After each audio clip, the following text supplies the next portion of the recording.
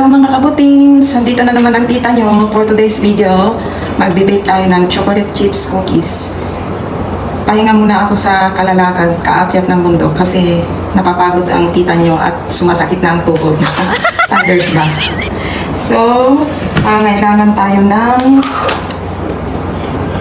180 grams of butter, brown sugar, white sugar.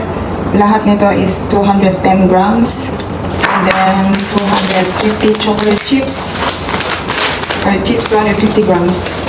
2 eggs, and 300 grams of plain flour. Pagsama-samahin natin ang butter, brown sugar, yung asukal, white and brown, tsaka 2 eggs. Itong ginagamit ko is turbo mixer. Pwede rin kayong gumamit ng hand mixer. Meron din silang hand mixer pero meron kami nito. So, ito na lang, di ba? Mas madali. So, ilagay lang natin. Tapos, mag-mekos-mekos tayo. So, ito siya. Kaya, ilagay ko lang ng ganyan. Yan. Tapos, mekos-mekos na natin.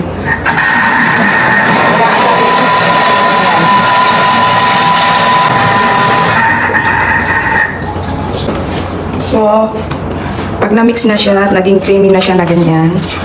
Ayan, creamy na siya na ganyan. Ihalo natin yung 300 grams of flour. Halo natin yung 300 grams of flour. Naglagay pala ako dito ng 100, sorry. Nagdagdag pala ako dito ng 1 teaspoon of baking soda. I-mix natin ulit. Mix. Saglit lang para hindi siya maiwan. Ayan, pwede na. So, ayan na siya. At i-transfer na natin dito sa bowl.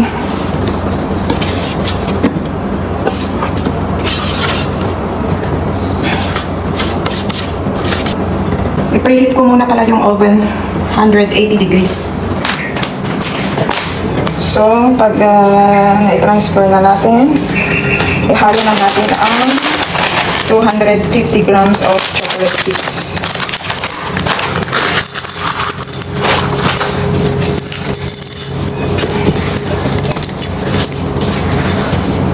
Ihalo na natin na.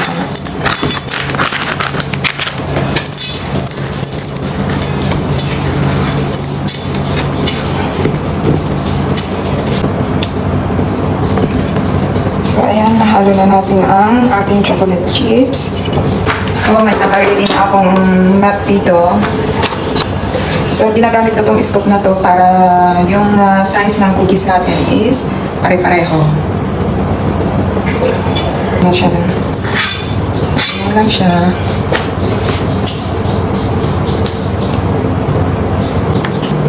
Mag-flat yan guys pag mag-flat yan pag na-bake na siya.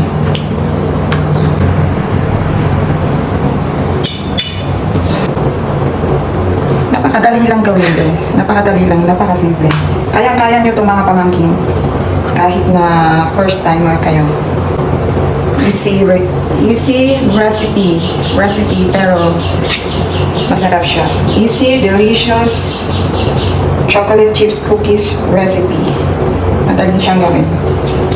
So ayan guys, bake for 10 to 12 minutes.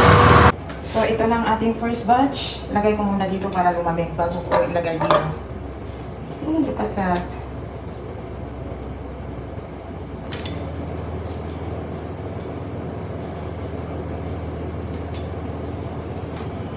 Palamigin muna natin. Let it cool down bago natin ilagay sa box. Ayan. Favorite ng mga alaga ko yan. Ng mga amo ko.